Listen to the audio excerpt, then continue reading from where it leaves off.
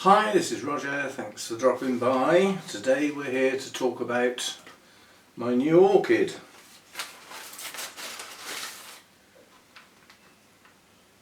Now this is a Psychopsis and I've done a bit of research, shall we say.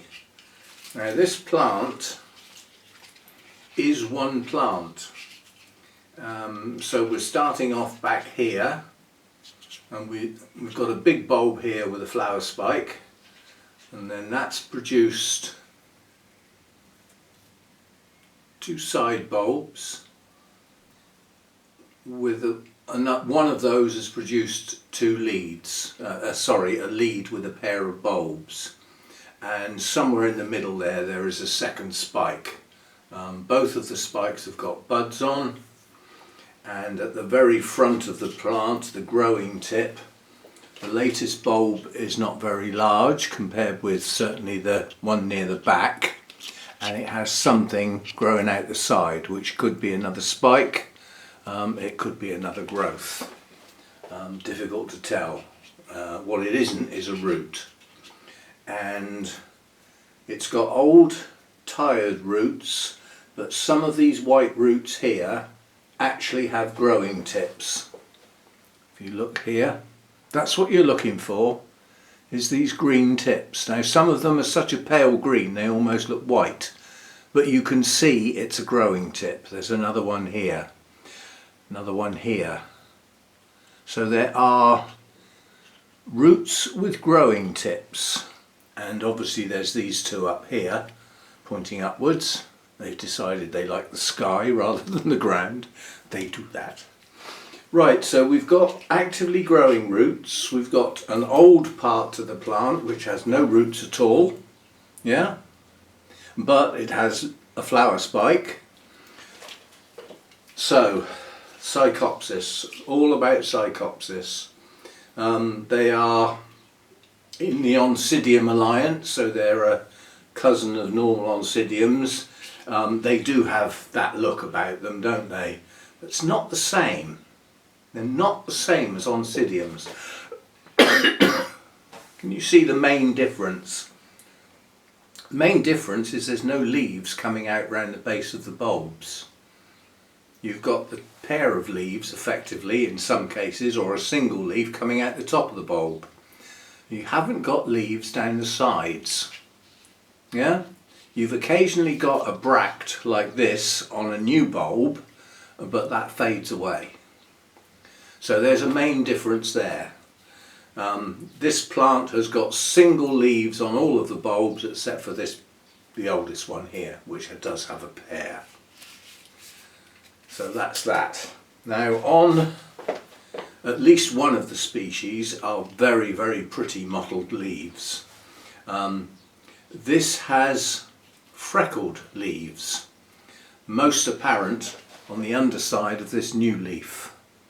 They're tiny little freckles, but it hasn't got the mottling. So we've got the plain green leaves. They're relatively dark leaves as well. These are not pale Oncidium type leaves. They're dark green leaves. So I believe these are from South America somewhere. So they're going to come from a humid forest environment, basically. They're not going to be a full sun plant, not in that part of the world. Now I've done a lot of reading on care for these by various people that are successfully growing them. And they've all got subtle differences. And I've been looking at those sort of things a long time, and for me it's relatively easy to see the subtle differences. So you get one person says that these need bright light.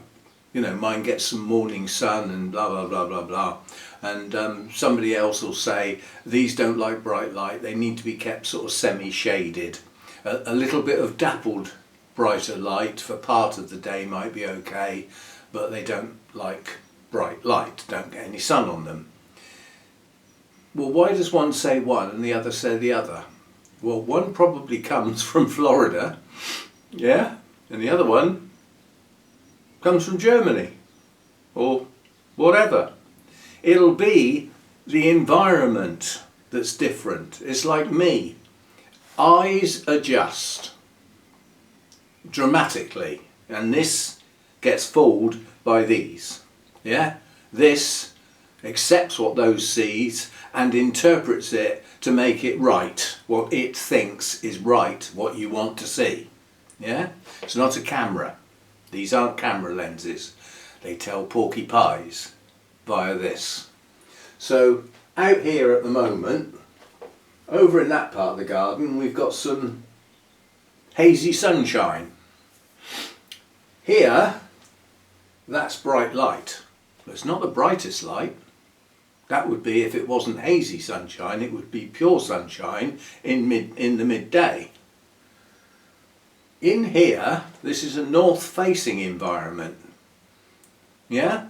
The light over on that wall, this time of day, is the same as the light there, it's the same as the light there. It's even intermediate light. My eyes say it's bright light. It's nice and bright in here, isn't it? Yeah, no it's not. Not really. Yeah? I've only got to look over there at that window that gets the sun on it. That's bright light. And then I know that this isn't. So that'll be the difference when somebody says they like bright light. It's because their light isn't as good as some other people's light. My light isn't as good as some other people's light. So in my environment, this can have bright light. Yeah?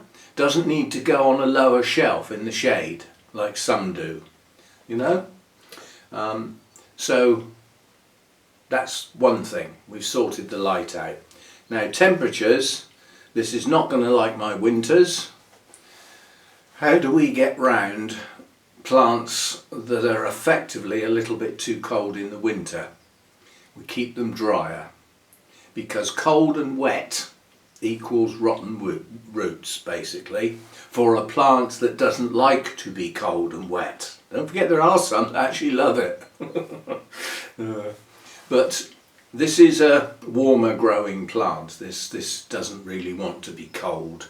It's going to have to put up with it in here. So we now get on to what are we actually going to do about planting it or growing it.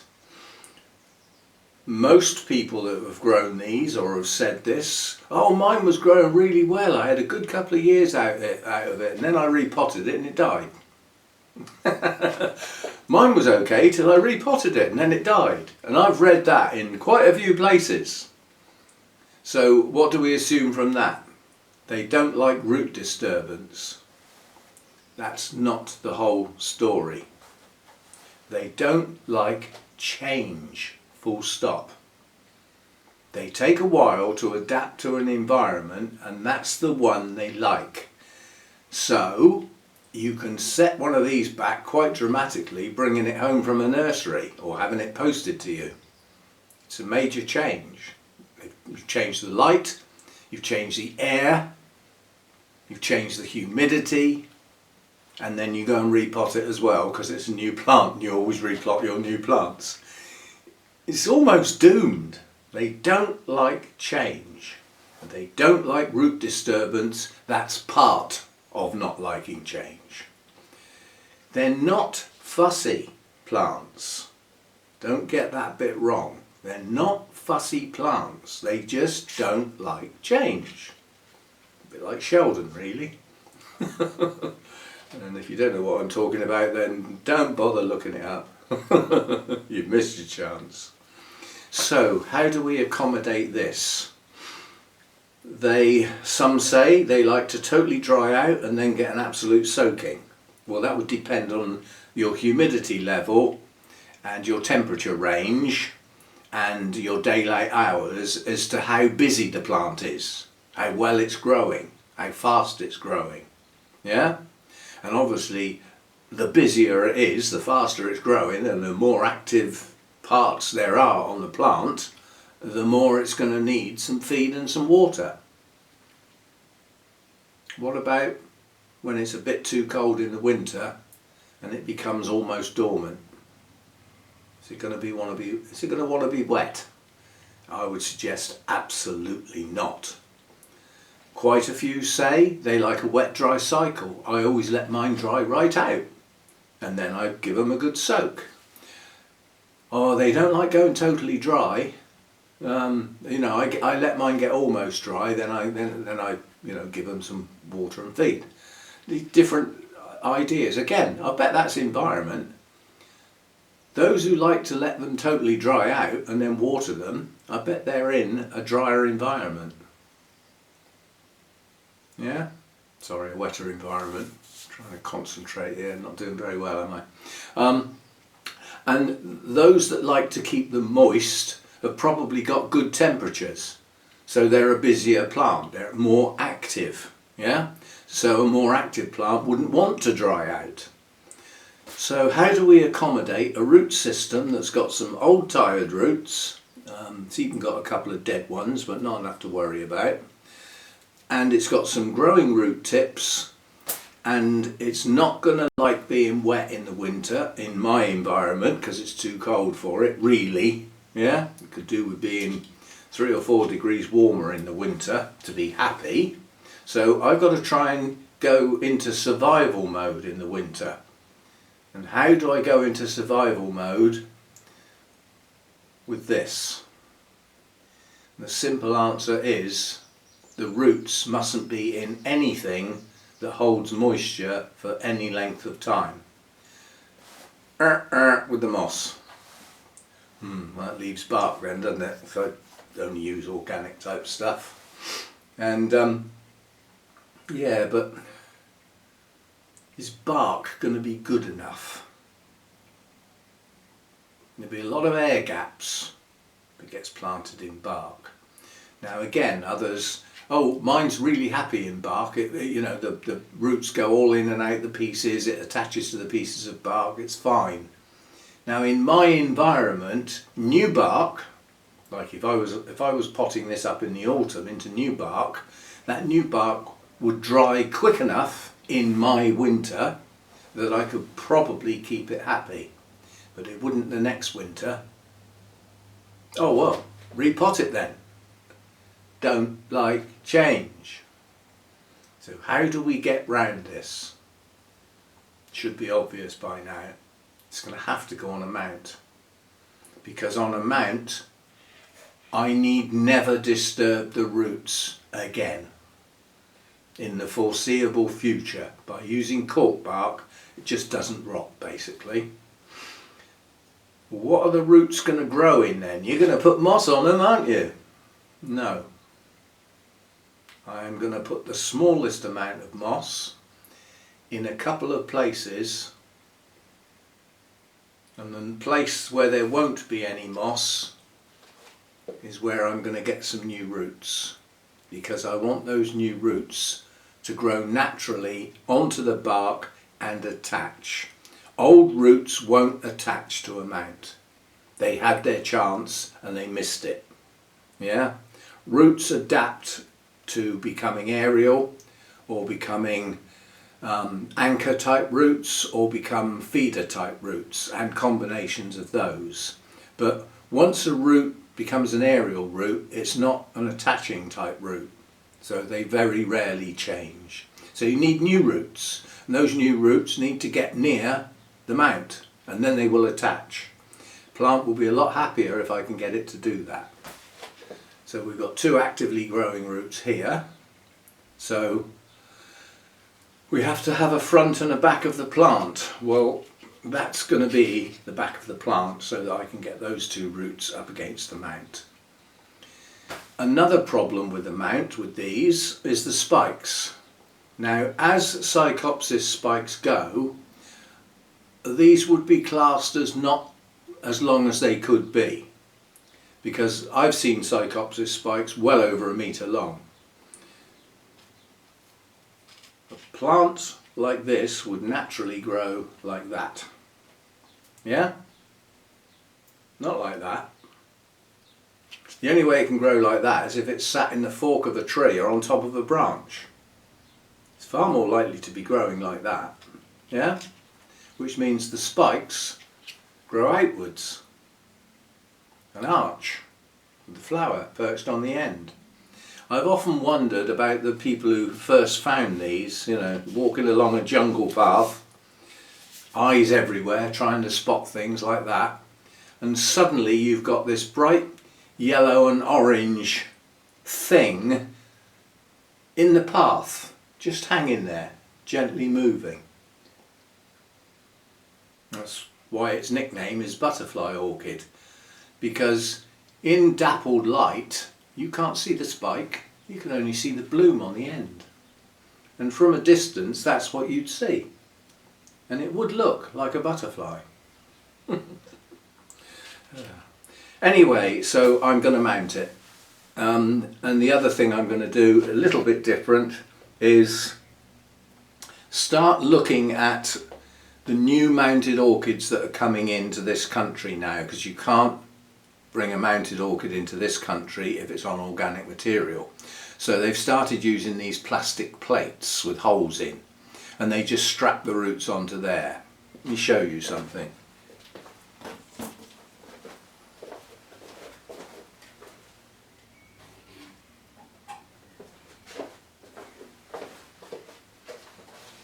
Out of all my mounted orchids, that is the best root system by far, and it's just coming into growth. I've got bright green roots with root tips coming out in a couple of places. I've also got a couple of new growths as well, but that's the best root system I've got. What's it growing on? It's a plastic plate wired in place with just a couple of bits of wire. Has it got any moss? It's got a tiny little bit around the base, and it is a little bit. All of this over here, up round here, all down here has got no moss at all. And I don't know whether I pointed this out yet, but I've only recently spotted it. This bit here is not a dendrobium. This is Spanish moss. The tiny little piece of Spanish moss. We will look after that because I haven't got any. You can pay quite a lot of money for that nowadays because it's trendy. Anyway, so that plant is growing happily with its roots in the air, and some of the roots attached to this piece of plastic just strapped on. What is the downside? Even in winter this still has to be watered relatively regularly. Been watering it every third day. It now needs watering every single day. And if we get one of those heat waves where it starts getting a bit warm in here, you know, up above the 25 mark, it'll need watering twice a day. That's the downside of a bare rooted mount. And a little bit more so if it's on a piece of plastic, because if it was on a piece of cork, there'd be lots of crevices and nooks and crannies that do actually hold water. The cork itself doesn't soak the water in, but it can get wetter than a piece of plastic. But yeah, so that's a successful root system on a piece of plastic with holes in. So back to this one, I need to find a decent piece of cork, reasonable size. Most of the root system is on this part of the plant. This old part of the plant hasn't got roots. It's highly unlikely to ever grow any. It is the oldest part of the plant. So that part of the plant doesn't even need to be on the mount. Even though it's got the spike, one of the bulbs has got the spike on it. It hasn't got any roots, so that could hang off the side. New roots up this end of the plant and in the main in this area, so that's the part that needs to be on the mount. And is this an extensive root system? Not really. It doesn't need to be a huge mount. I'd love to be able to mount it like that. but I don't think I'd be very successful. So I will have to mount it, you know, more upright than that. So we'll see how we go. So that's the chat, that's the blurb. Reasonable light in my environment, so anywhere in here apart from up that end near the roof when the sun, because the sun will come round there for a couple of months in the summer. So otherwise almost anywhere, not on a lower shelf where it's too shady for it. Humidity, it will put up with what I've got in here. They do like reasonable humidity, but I've discovered more in recent years that people go a little bit too mad with the humidity, especially where you get the semi-deciduous type cloud forest environments where it's not a dense jungle. It hasn't got a complete canopy, it's got gaps, yeah? And in the morning it tends to be shrouded in mist, yeah? That's effectively the dew point, yeah? That's yesterday's moisture from the rain and everything like that, and the temperatures dropped down overnight and turned into mist. So in the morning everything's shrouded in mist and it's all soaking wet. And it's often drizzly as well, you know, with the cloud effect going up the mountainside, trying to get over the top. So it dumps all its water as it goes up. So there's a lot of moisture around. But later in the day, the bit that nobody ever seems to tell anybody, but you have to go there, you have to be there, you have to see it, after lunch, that mist clears up on most days, or on a lot of days, and you can get some quite bright sunshine. What's the humidity done now? It's dropped, hasn't it? So they don't need high humidity all the time. They get it certainly in the early part of the day, sometimes all day, because of where they come from. Yeah, but it's not absolutely necessary all day long. And this will get the humidity it gets, and it'll have to put up with it. So there we go. Now, looking after the spikes, they are self-supporting. They're very woody. They're quite firm and stiff. They're certainly not when they're new. So you've got to look after them and not knock them about until they start to mature. And they can take quite a long time to grow from the base of a bulb to the point where the first bud forms and opens into a flower. But then always bear in mind it is a sequential spike. It'll bloom, blooms last 3 or 4 weeks, something like that. Then that bloom dies, and behind that bloom is another bud that will then progress and open up, whatever, 4, 5, 6 weeks later. So you get gaps. But the more spikes you've got, the more potential you've got for one in bloom all the time. Yeah? So look after your spikes, don't knock them about. So I've got to be very careful with that new growth in case it's a spike. It may well be, it's obviously a flowering size plant. But if you notice, in the main, the spikes are on the oldest part of the plant. They weren't when they first grew, they were on the front of the plant. They were on the latest growths probably, when they started. But given that they could probably take a year to grow, and then flower for 10 years plus, potentially, obviously the bulb that the spike's on becomes the old part of the plant, doesn't it? Yeah, so again, you've got to look after your old part of the plant if you want to keep your spikes going.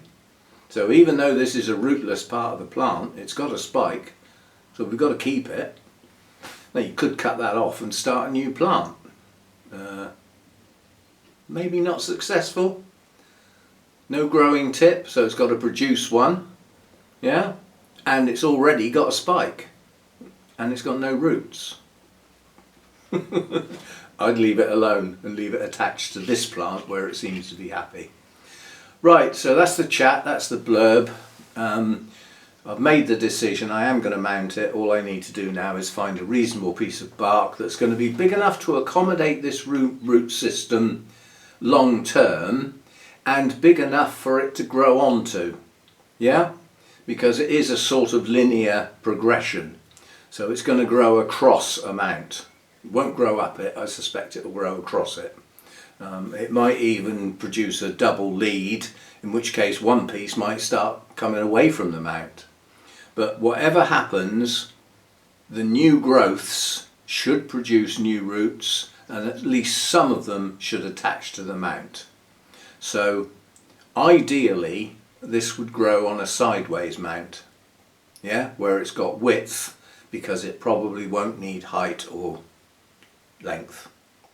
So we'll break off, I'll get myself sorted out, and for those of you who don't want to see me actually mount it, because you've seen me mount loads and loads of orchids and this one's not going to be much different, then obviously you can leave it at this. But I'll be back and we'll get this mounted, and I might even do a label for it, who knows.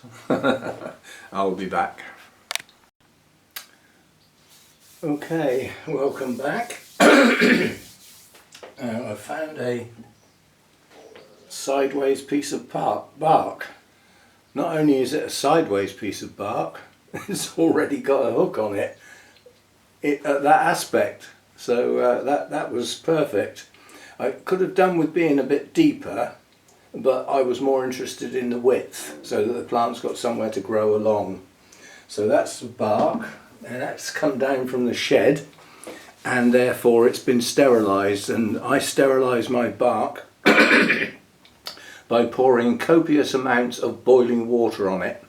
That way it gets in all the crevices, in all the little nooks and everything like that, and should dispose of anything, including snail eggs and things that can really mess your mounts up.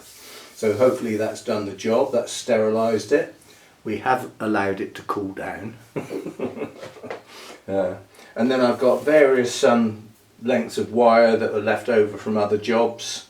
I can use that up, and I've got some more there if I need it. Got my wire cutters.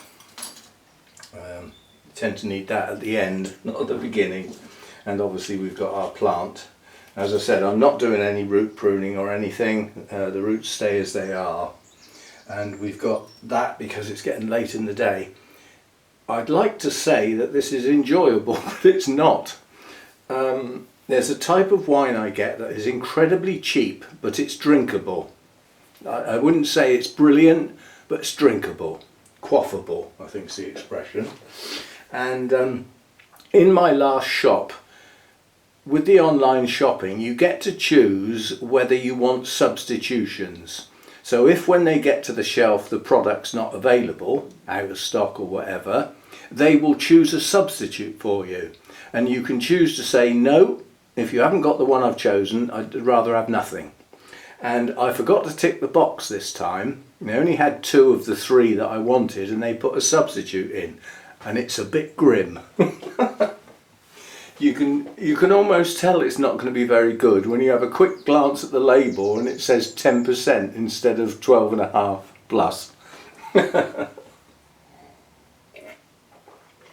But it's like a mixture of wine and cordial. Not ideal, but that's the end of it now. When that's gone, it's gone. Right, so that's our piece of bark. Now we've got to position our plant. Now obviously there isn't going to be any growth in that direction, it's going to be in that direction, so the plant needs to come over here and have room to move. Like I said, this bit hasn't got any roots, so it doesn't need to be touching the mount. Let's keep an eye on those spikes that I'm bashing around, move forward a bit. So this needs to go about there.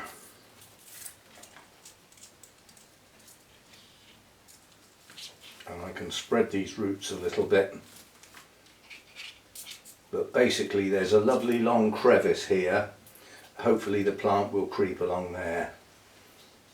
Just checking to see that well, that's those two. Those are those 2 long roots there.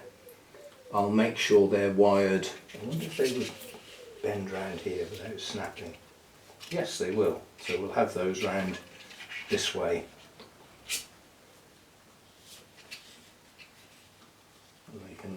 They can then go in that crevice.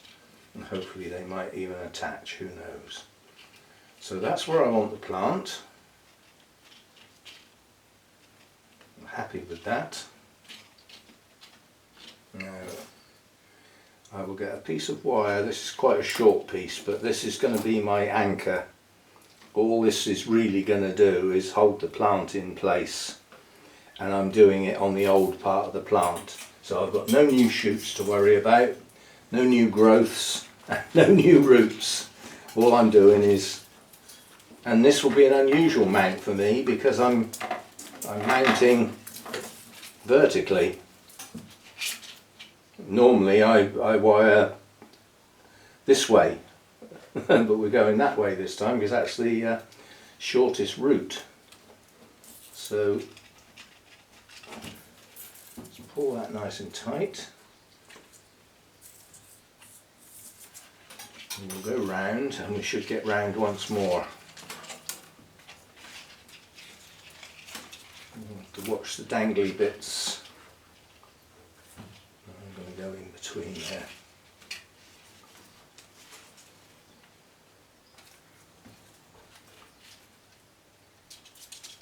Like that. And that'll do. That single piece of wire has only gone round twice, but that's enough. It's holding the plant.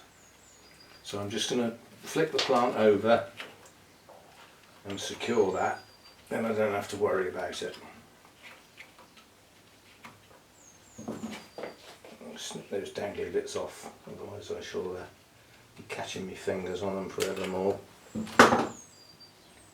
So there we go, that's got the plant secured.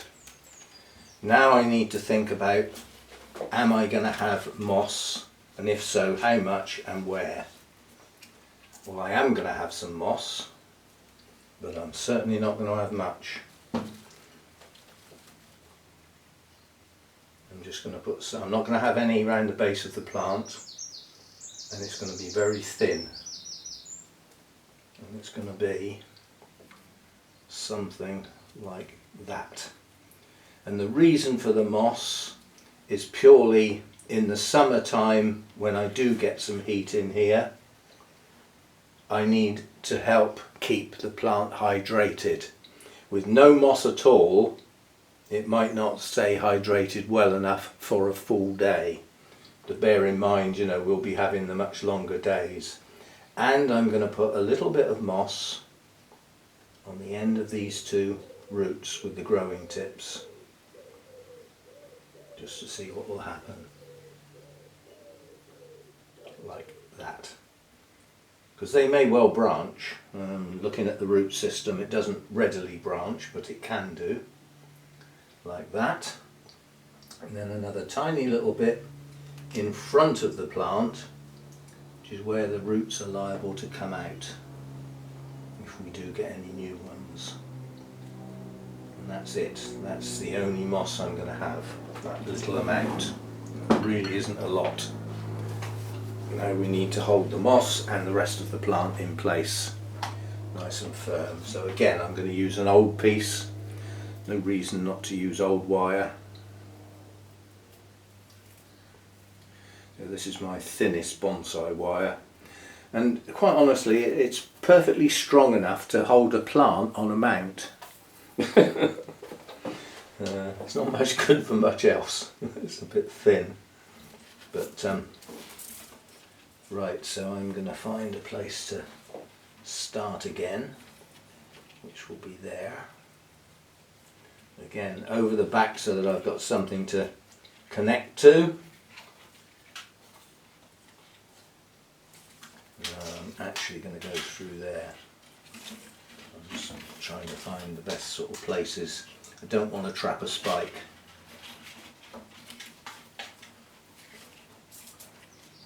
Right, so we'll go there. We'll come across that pseudo bulb. And we come down over that section of the roots and the moss. Oops. And we come round the top again. Underneath all the leaves. Over the top of the rhizome. over the top of that piece of moss and the roots, and then the rest of this wire is probably going to be doing nothing but holding roots. So again, we'll come round here, holding moss and roots, and now I've got a tangle in my wire.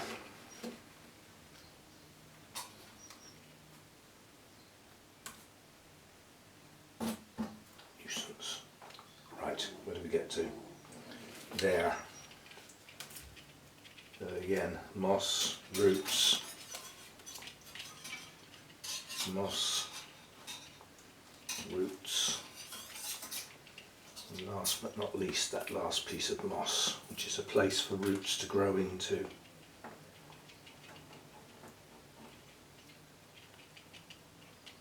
There we go, that'll do. That'll do. We'll come over here, find our loose end where we started, and again, twist.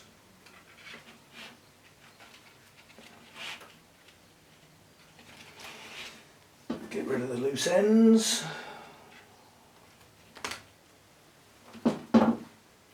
Spiky bits pushed down. And then a trick that I do, because of the concave nature of the back of bark, you can push this wire in and it tightens it. Just pulls it nice and tight. So there we go. We've got some roots with growing tips near some moss. Got those two very new ones actually in some moss, and I've just noticed those two white roots with the growing tips that have got in that moss have gone green, so they've actually hydrated. So this plant is now getting some hydration. However, these older roots haven't. Yeah, some have, some have. Anyway, that's it. And it's going to hang like that. So I'm happy with that. Now I haven't put the label on there. I will probably do a label for it that will hook over the back, but it's my only Psychopsis. It'll be in my notes. I know what it is. And now what I'm going to do is I'm going to put it somewhere a little bit shady for a week or two to let it acclimatise to here. So it's got to get used to the humidity level in here, the change in temperature between night and day, the change in light levels from where it's come from. Now this has come from Scotland. In theory they might be having more light than me at the moment, because it depends on what the clouds are doing in this country. A cloudy day and everybody gets dull. You know, nice bright sunny day and some people have got really good light. Anyway, that's it, it's done. I'm happy with that. That's the best I can do for now. And now it's a matter of letting it get almost dry, because remember we are in the growing season and this has got an actively growing section of the plant. It's got a new growth just showing through of some sort. I don't know whether it's going to be a spike or whether it's going to be a new growth, but whatever it is, it's tucked down in there, so it's got room to come out. And yeah, the next thing I'll be looking for is a genuine new growth, which will move this way, and it's got plenty of room to do so. So there we go, one mounted Psychopsis. We'll see how we get on with it. As I said, it's not one I'd have gone out and bought, and the main problem with these in the past, if I go back far enough to the first RHS show, the show that's now held at Wisley used to be held in the RHS halls in central London. And boy, was that a pain to get to. Traffic and no parking and everything expensive. But it was a brilliant show. And there was a trader there that only sold Psychopsis. They had dozens and dozens of them. Masses of flowers, all the different types, species and hybrids. It's a smashing display. Of course, I'd never heard of them in those days, when I had access to many and choices. but they come up very infrequently for sale in this country. You hardly ever see them. I think Spice Exotic might have a couple. They tend to be young plants though, whereas this is a reasonably mature plant. You know, it's I would say on average they probably grow a bulb a year, so that, you know, this is 4 or 5 years old at least, I'd have said. So we will see how we get on, and yeah, thank you very much. A very nice gift, and hopefully I can do it proud. And I'll see you next time. Thanks for dropping by.